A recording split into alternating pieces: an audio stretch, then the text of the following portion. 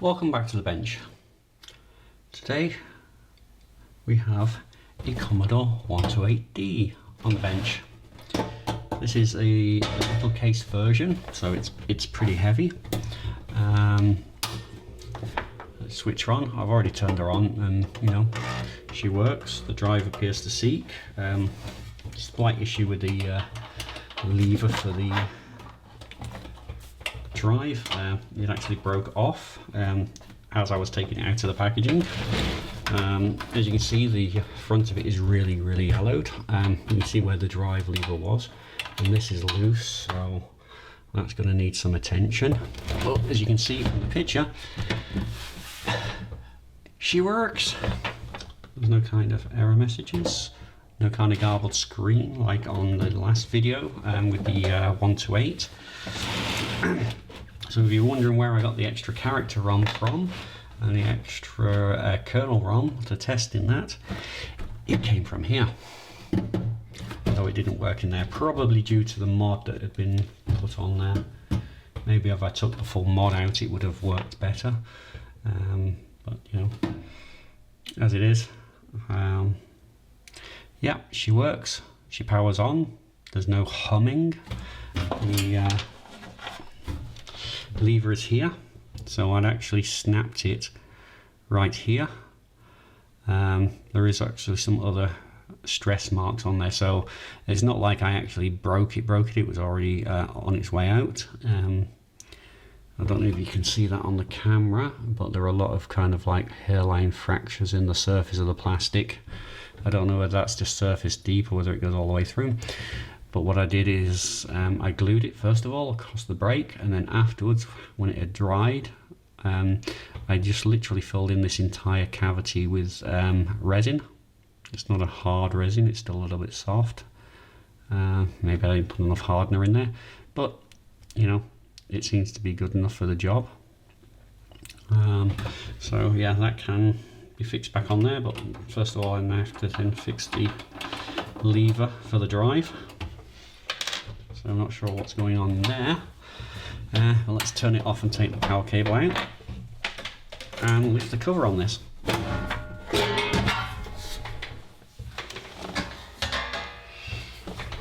Okay, as you can see, the power supply is internal.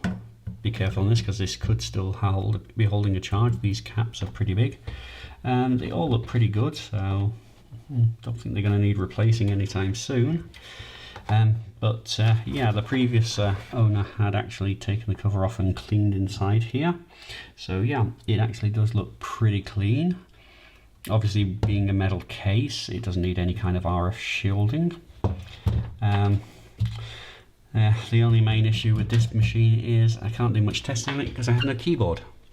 So if you have a spare 128D keyboard lying around that you wouldn't mind parting with for a reasonable amount of compensation plus postage, then you know, use the email address on the about page and get in contact with me, because I would love to get a keyboard for this machine. I'm probably going to try and retrobrite the front part of this at some point. I've never done any retrobriting before, but yeah, I want to make this look as good as it can, because obviously the metal hasn't faded.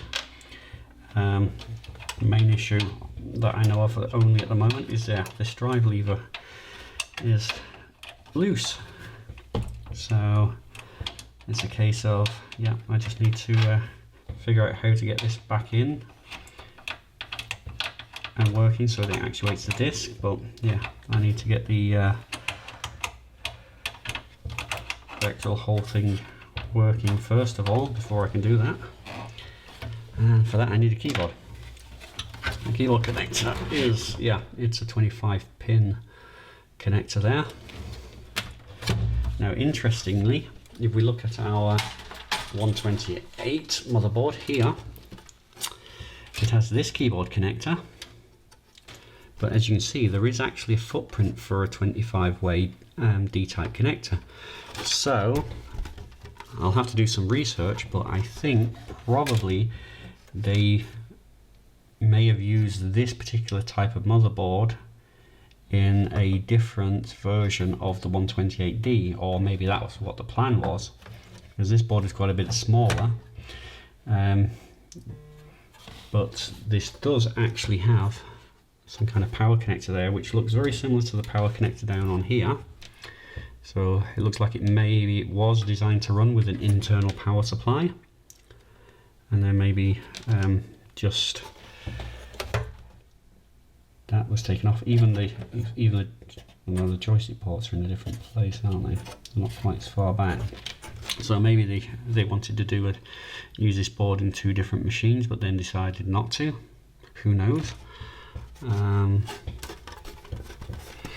the other big difference from this is that all the circuitry that runs the floppy drive is actually on the motherboard. It's all underneath here, so you can't really see it too well at the moment. But I just want to whip out this floppy drive and see if I can get that fixed. Let's unplug it from its cables first of all.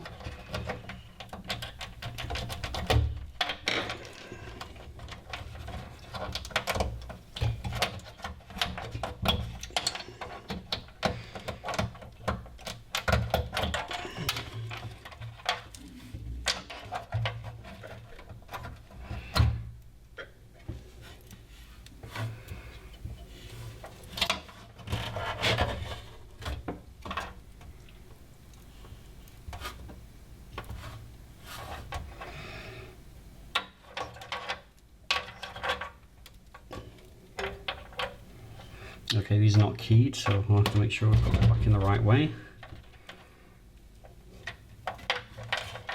So the drive one, and the LA to that side. Okay. Now that screw is very loose, suggesting that at some point somebody has also had this out. That's very loose, so maybe the previous owner tried to repair the drive but wasn't able to.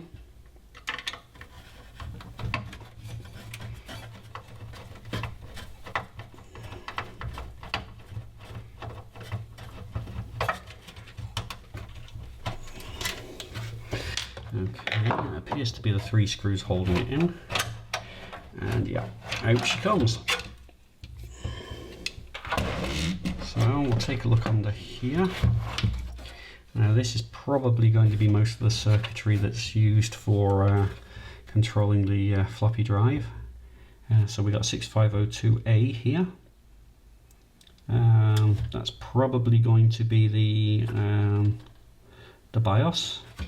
There's a Sanyo chip here, which is probably, I don't know, maybe it's going to be some kind of memory.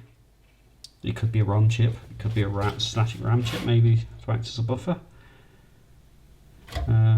6522, which is a versatile interface adapter. There's 2 of those, so just like you would find in 1541. Not sure what this chip's doing, or this one. Okay, we've got a standard 6526 here, which is doing our controls, and there is actually a surface mount chip here. I only see one 6526, so could that be handling the keyboard? It certainly would appear so, judging by its vicinity. But then again, no. The traces are running off to over this direction, so that must be something to do with the floppy drive.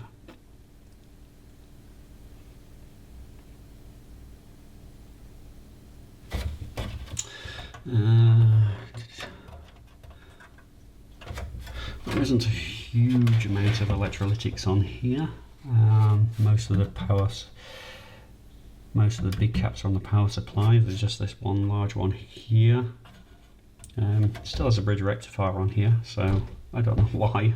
I mean, if you've got DC coming from here, why have a bridge rectifier on there?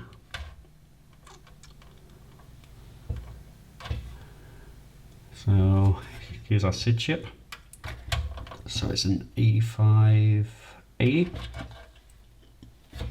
metal can there, so that's going to be our VIC chips. It'll have 2 VIC chips just like in the 128.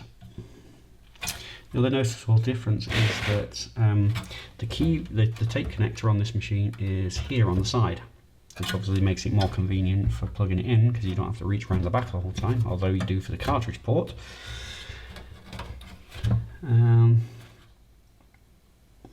yeah, sadly there's not a lot I can do with this at the moment. The only other thing I could do is maybe jerry rig a cable to connect the 128 keyboard onto this here, because it probably is the same keyboard, judging by the footprint on there. So maybe I can just make some kind of adapter cable just for testing purposes. Who knows? But let's just take a quick look at this floppy drive and see if we can get that fixed.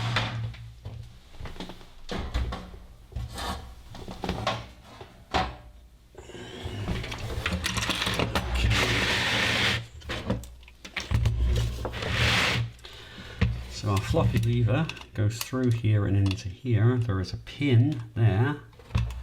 I'm guessing that the pin maybe is supposed to go above this lever here, but it's not, it's down.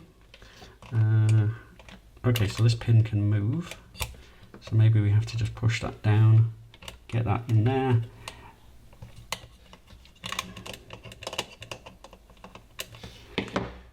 Okay, bring our lever back. Oh, and look at that.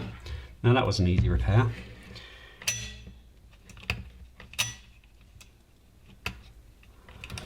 Don't you just love it when it's so easy? Now the question is, why did it come out in the first place? Chances are that there should be some kind of retention ring somewhere, probably on the back of here. Some kind of maybe like a circlip type, and that's just come off. It's either that or maybe this pin is supposed to be further in and it's somehow pulled out. Or maybe this here. Ah, now I see the problem, because this just flaps around and then you've got this here. This is probably supposed to be on the inside. So somehow it's come out and the previous person working on this has not realised that that goes on the inside. Maybe it's supposed to go that way, but I'm guessing it's supposed to go inside, because then that would stop the whole thing just sliding forward as it is doing. Because I don't know if you can see it, but yeah, just in here there is a gap which would be suitable for taking that. So let's see how we can get that into there.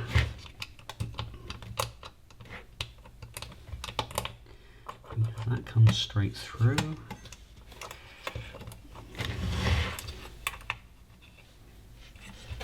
So we can take this pin completely out.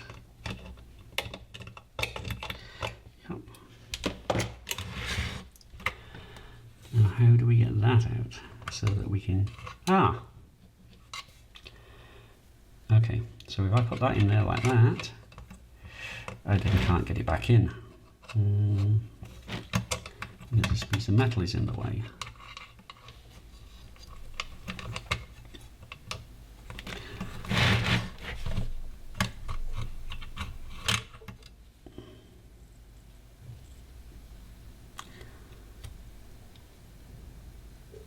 Okay, so let's take this off, because this appears just to be a plastic clip. Okay, now if I put that in there, it's going to slide all the way up, which means I can easily get it in. Okay, so that appears to be the way it goes in. We'll put that there, slide that down.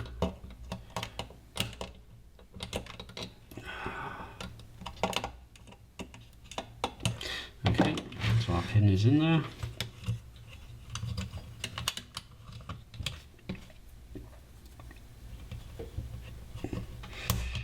Okay, problem solved.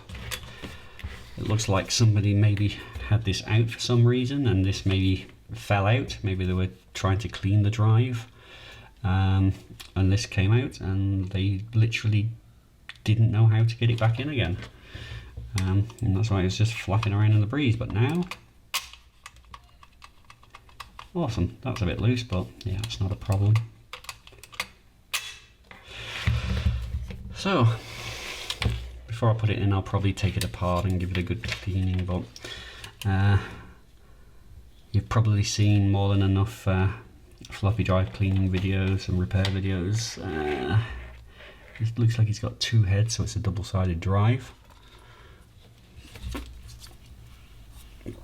Like direct drive, so no belt, which is good.